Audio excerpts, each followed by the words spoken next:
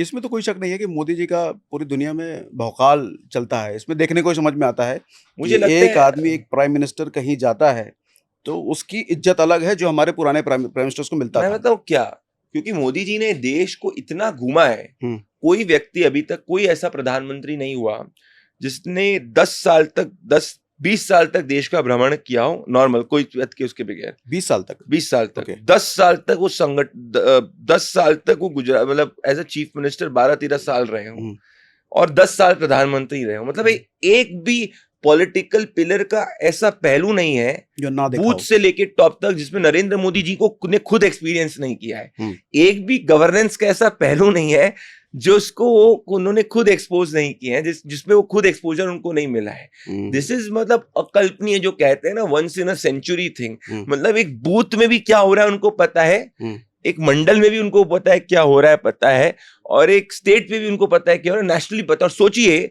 जिस व्यक्ति ने अपना 70%, 60-65% राजनीतिक जीवन एक ऐसे पॉलिटिकल एनवायरनमेंट के अंदर गुजारा जहां पूरी एंटी ऑपोजिशन फोर्सेस थी, कांग्रेस की सरकार हर दिन षड्यंत्र करती थी कि उनको किसी भी तरीके से गुजरात के मुख्यमंत्री से हटाया जाए। ही survived that and converted a state which was known for instable government to be the first chief minister in Gujarat to be repeated for 3 consecutive time after many years। ये कितनी बड़ी बात है। प्राइम मिनिस्टरशिप के लिए सब लोगों ने बोला था अरे गुजरात से आएंगे, दिल्ली का क्या पता है उनको क्या होगा, क्या उनको फॉरेन पॉलिसी पता है। He has changed the grammar of Indian foreign policy. Why?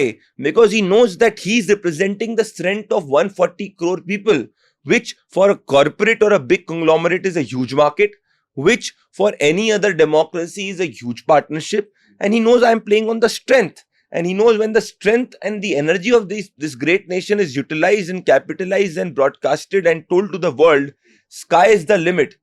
ये पास्ट के प्रधानमंत्री जो है नहीं कर पाए। मैं आपको बताता हूँ, एक दुर्गादास गुप्ता की किताब है जो इंडियन फ्रीडम की तरफ में लिखी गई थी, जिसमें जब आजादी मिल रही थी, गांधी और उनका एक एक्सर्प्ट है जिसमें महात्मा मोहनदास करमचंद गांधी जी कहते हैं, महात्मा कहते हैं कि Nehru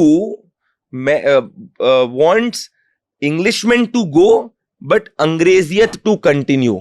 And commentators at that time had called Mr. Nehru as an Englishman in brown skin. तो उनका जितना भी पर्सपेक्टिव था, ये मैंने आप चेक करिए, Durgadas Gupta is a very famous writer at the time of independence, he had written all of this. क्योंकि नेहरू जी की जितनी भी सोशल कंडीशनिंग हुई थी वो अब बाहर हुई थी, from British point of view हुई थी, वेस्टर्न पॉइंट ऑफ व्यू से हुई थी।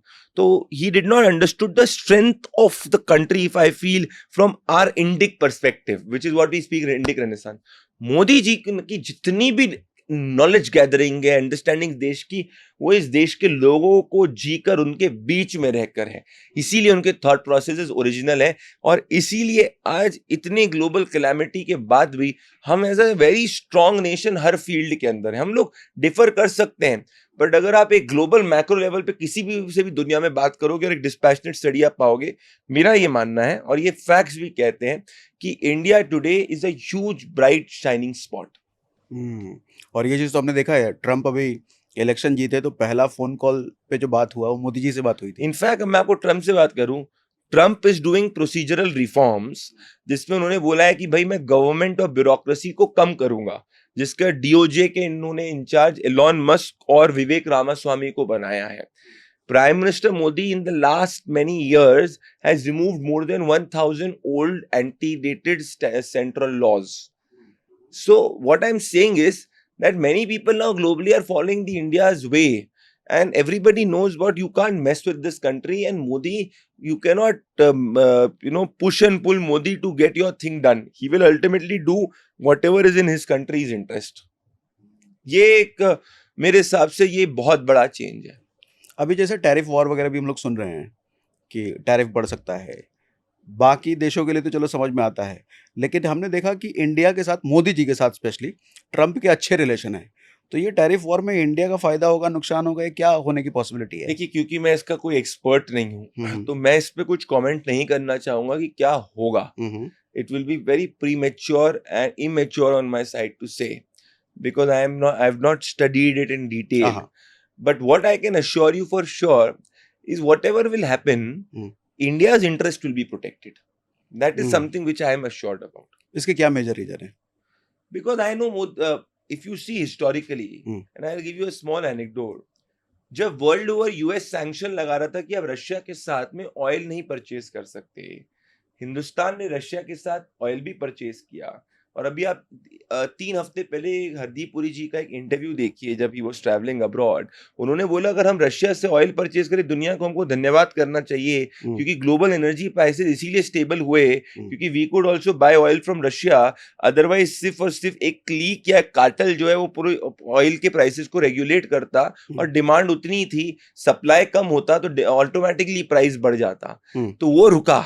दूसरी चीज ये है, उसके साथ में हमने डिफेंस डील अमेरिका के साथ में भी करी हम्म, और रशिया से भी हम वेपन्स ले रहे हैं। हम्म, तो ये बैलेंसिंग या ये इस तरीके से ग्लोबल फॉरेन पॉलिसी में अपने इंटरेस्ट को आगे रखना मेरे हिसाब से कोई दूसरा नेशन नहीं कर रहा। और ये फर्स्ट टाइम हुआ है।